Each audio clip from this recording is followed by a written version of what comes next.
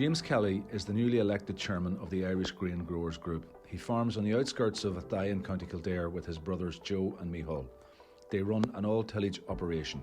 You're very welcome, Richard, down here in Athy. Hinterland of Athy is the heartland of tillage farming. And on our farm here, I farm with my two brothers, Joe and Micheál. We're all tillage.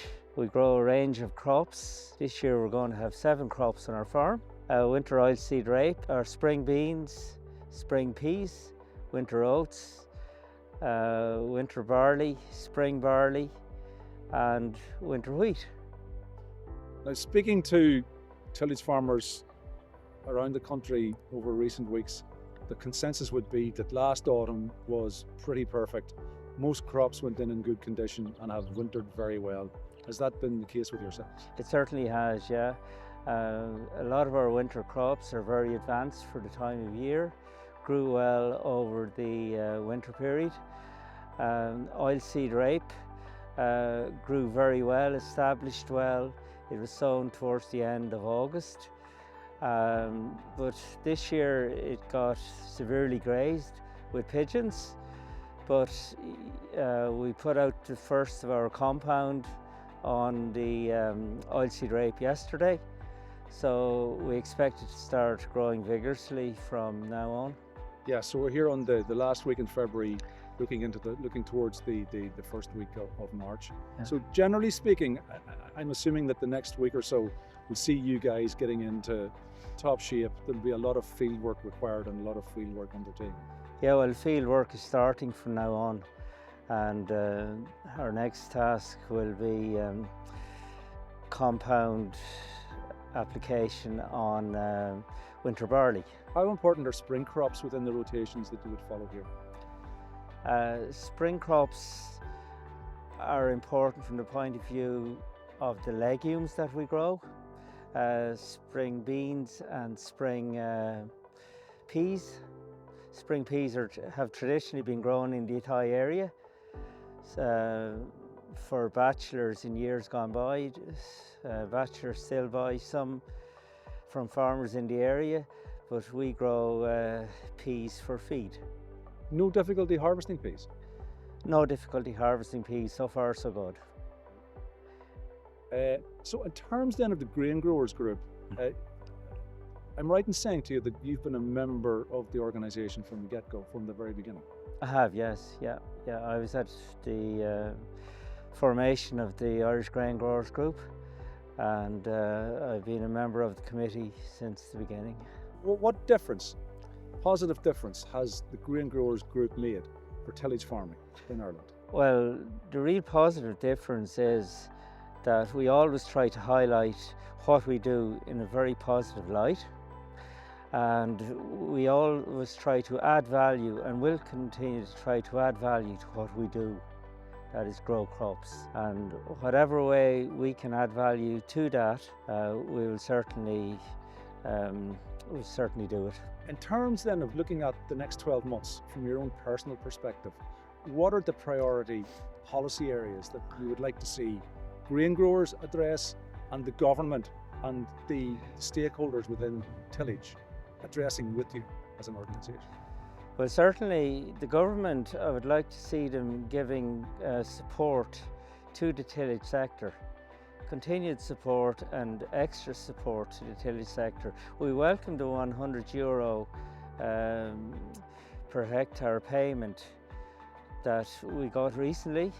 I know that we in the Irish Grain Growers Group have put a lot of work into making sure that tillage farmers got paid that €100. We were actually looking for €250, but at the end of the day, €100 is what we got, and that was due in large measure to the amount of work that was put in by the Irish Grain Growers Group. And as regards our priorities for the coming year, one of our main priorities would be the work that the report that the Tillage Vision Group has put together. There's a lot of very positive elements in that document, and we would like to see them enacted in the coming year. Certainly I know there's work ongoing at present on how to achieve that aim, but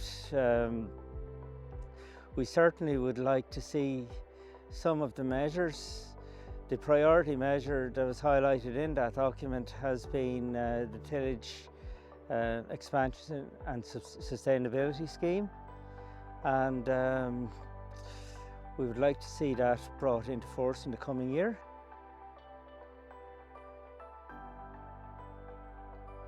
That's a priority, I'm assuming, from what you've just said.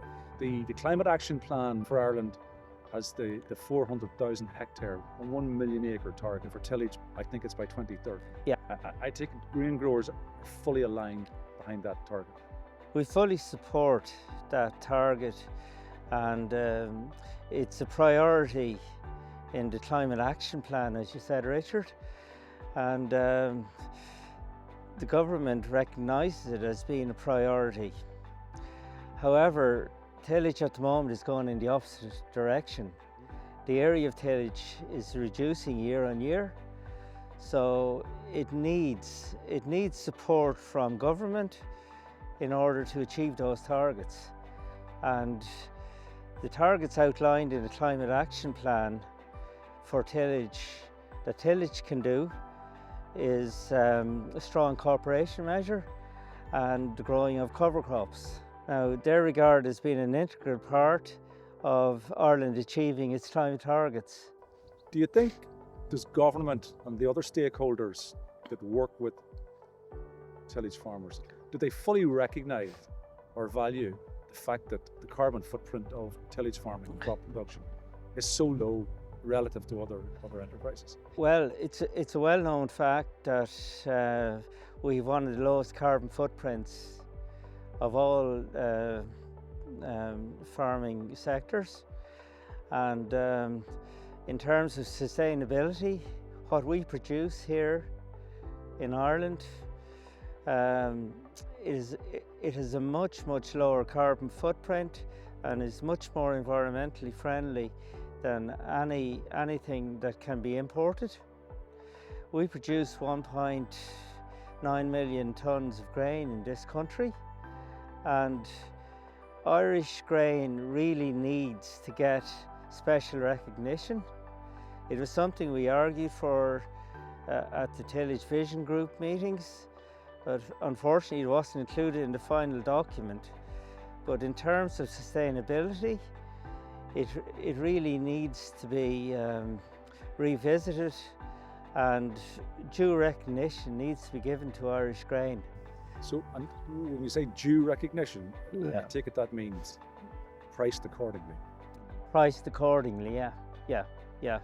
It means that Irish grain should command a premium on imported products. And you referenced the Tillage Vision Group. I sense from what you're saying that the Tillage Vision Group is unfinished work, that it's not a case of we have a report and it's just going to gather dust on a shelf. No, thankfully Tillage Vision Group, they met recently and they plan to meet again, and we would certainly hope that the Tillage Vision Group their meetings would continue into the future to address any issues that might arise within the tillage sector. If you go back a few months to the general election prior to Christmas, all of the main parties now making up the new government committed 60 million euro additional spend for tillage over the coming 5 years. Yeah. I take it you'll be holding them to this now that they're back in government? Yeah, well, it was heartening to see that there was a commitment to tillage in the government manifesto, in the government programme, I mean, and we would certainly hope, with all the positive benefits that tillage can bring to the table, that they will keep to this commitment and indeed increase the commitment going forward. So just to finish off on the current growing season, we had a tremendous back end, we had a relatively dry winter, Is it too much to ask for a decent spell of weather coming into the spring, and then that window of opportunity again in late summer, early autumn to get crops harvested? Well, that is certainly what we hope for, Richard, from this year going forward. We're very near the time now, we're on the cusp of spring sowing, and it'll be a time of year when farmers would hope for a bit of dry weather to get the work done in good conditions. Traditionally in this area, we always try to have spring barley sown before St. Patrick's Day, and malting barley growers especially would hope to have the barley in as early as possible. And just, we've seen where other sectors are concerned, rocketing beef prices, milk prices going in the right direction, lamb prices going in the right direction. If you look back on 2024, the one sector that didn't see that improvement in price, or possibly prices going in a downward direction, would have been cereal and tillage sector. How do you just see the market ahead, or is it do you not speculate on that type of subject? Well, we would certainly hope that the buyers of our grains, whether it be for feed or for the drinks industry, would appreciate in a better way, via price, the level of sustainability our grain has. The Irish drinks industry, there has been a rise 4 times within the past 2 years in the price of a pint. If Irish malt and barley growers even got 1 cent of that price increase, it would transform tillage farming here in Ireland.